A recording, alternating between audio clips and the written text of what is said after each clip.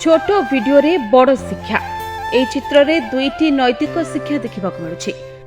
गोटे पशु पाखरे मार ममता, अन्यपटे विपदरे पड़िथिबा छुआ बाछुरी को उद्धार करुवा मानविकतार दृश्य। छुआ विपदरे पड़िथिबा बेले मां निरुपाय होछि, किंतु छुआ को छाड़िकी जाइनि।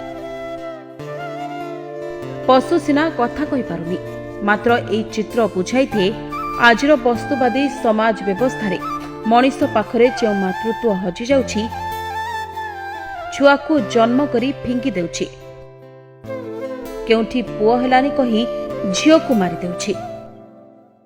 मात्र मां गाईर मातृत्वर शिक्षा मनीष को एक बड़ शिक्षा दिए, बुझाई देउछि अंत फाड़ी जन्म देले मां होई परिबो, किंतु मातृत्व नहीं। देखंतु ए दृश्य को।